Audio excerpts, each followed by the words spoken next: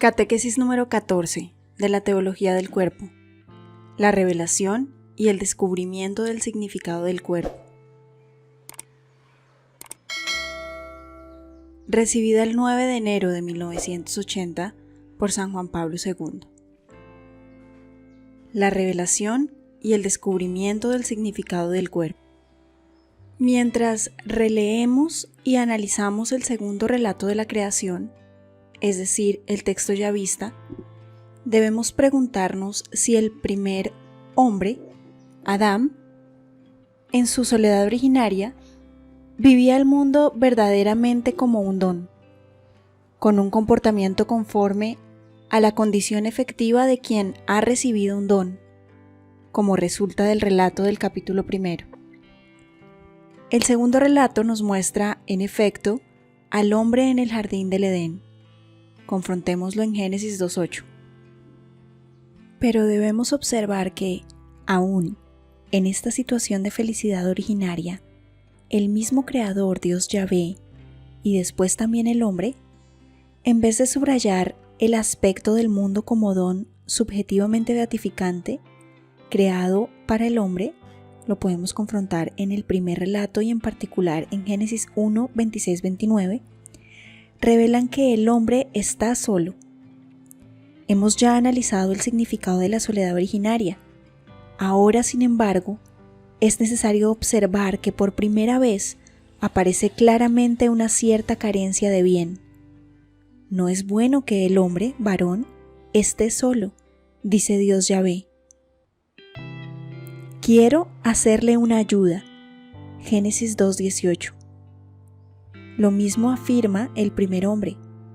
También él, después de haber tomado hasta el fondo conciencia de la propia soledad entre todos los seres vivientes sobre la tierra, espera una ayuda que le fuera similar.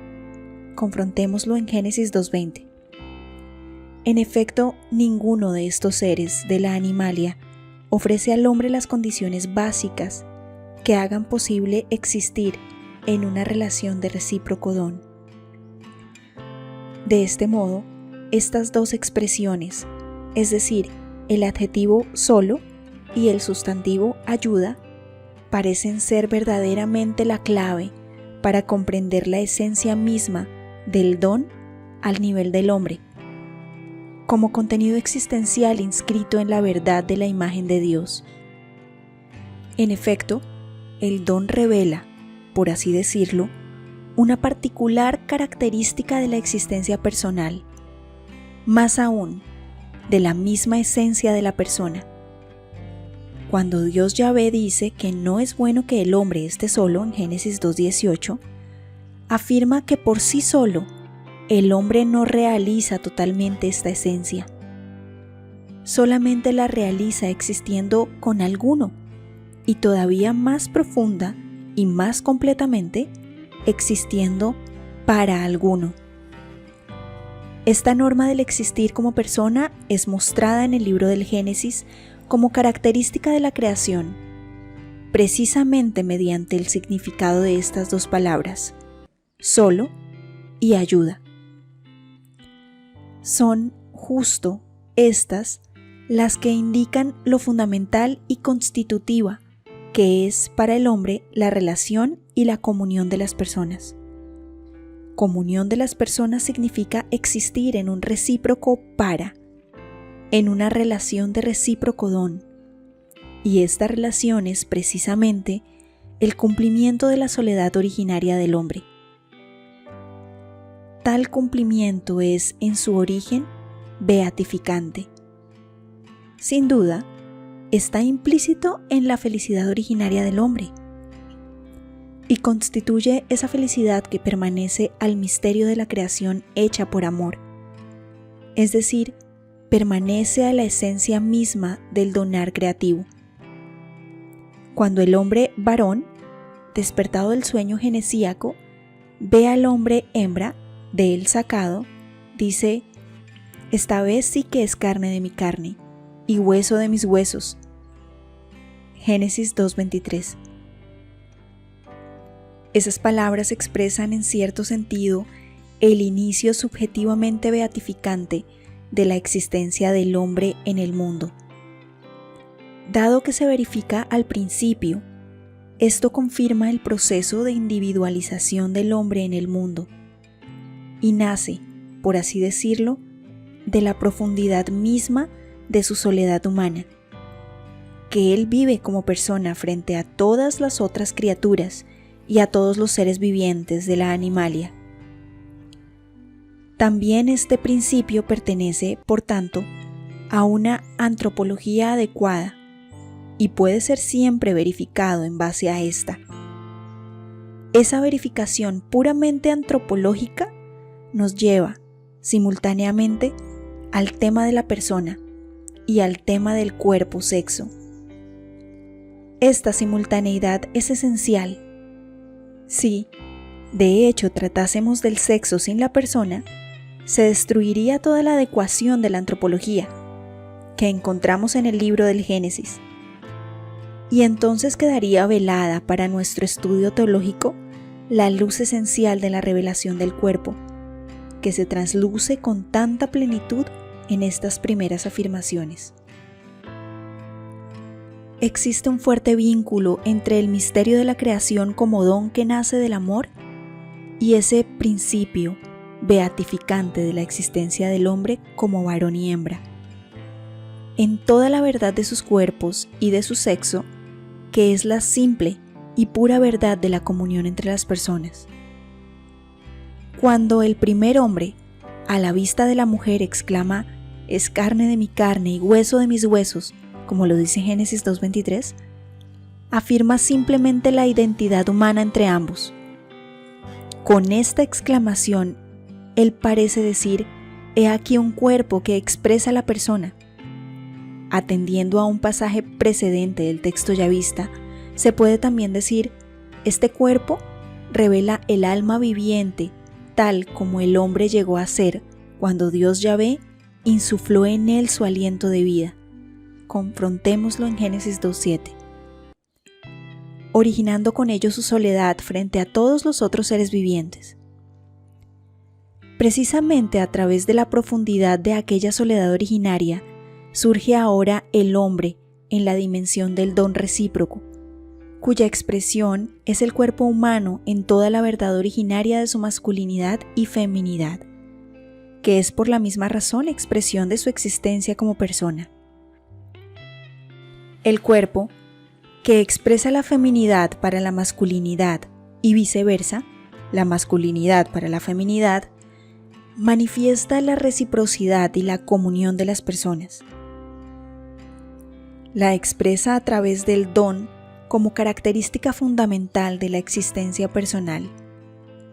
Esto es el cuerpo, testigo de la creación como un don fundamental y, por tanto, testigo del amor como manantial del que ha nacido este mismo donar.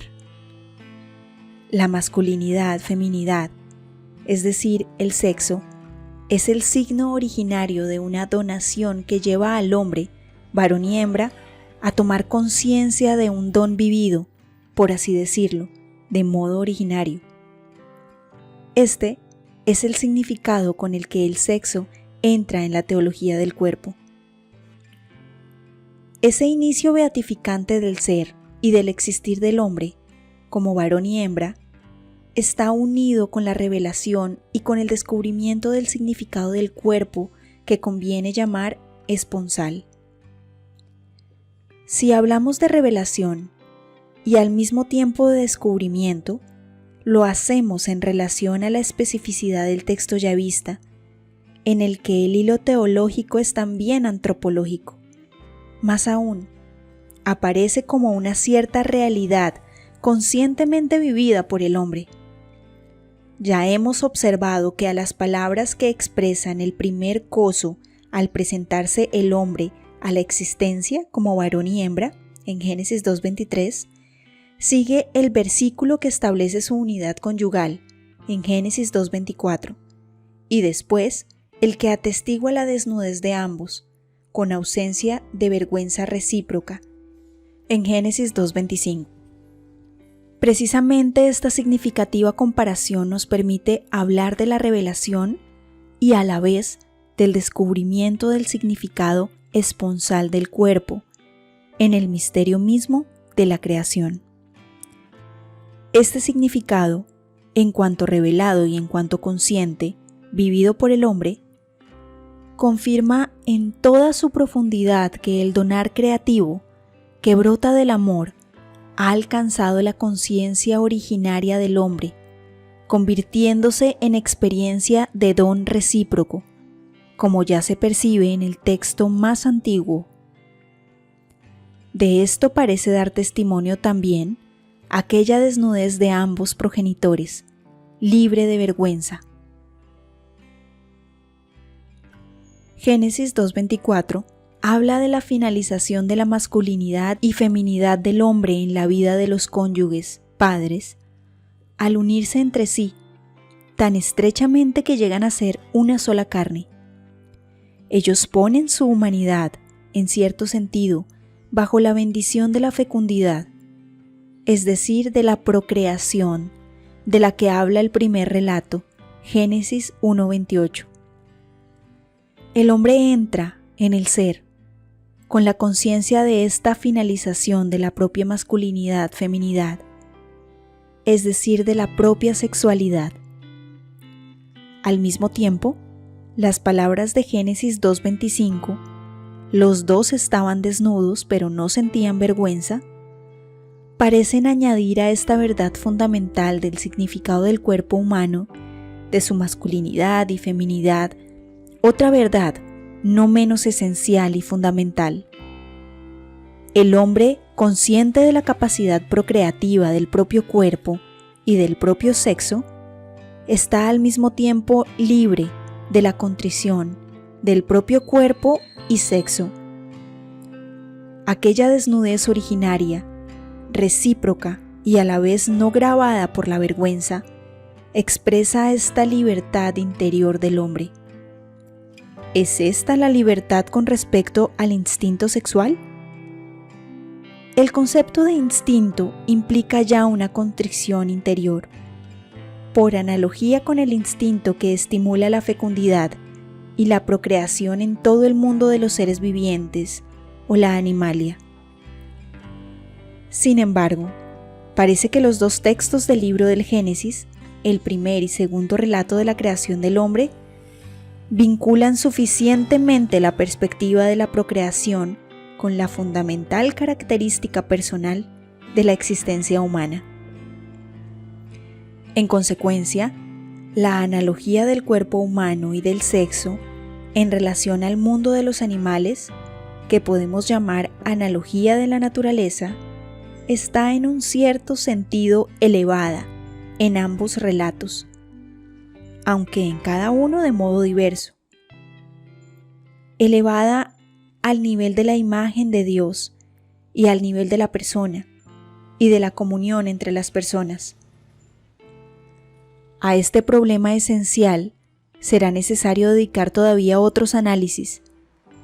Para la conciencia del hombre, es importante saber que en estos textos bíblicos que hablan del principio del hombre, se encuentra la revelación del significado esponsal del cuerpo, así como también para el hombre contemporáneo. Pero es todavía más importante establecer qué expresa propiamente este significado. Hasta aquí la teología del cuerpo, en su catequesis número 14, titulada La revelación y el descubrimiento del significado del cuerpo, dada por San Juan Pablo II el 9 de enero de 1980.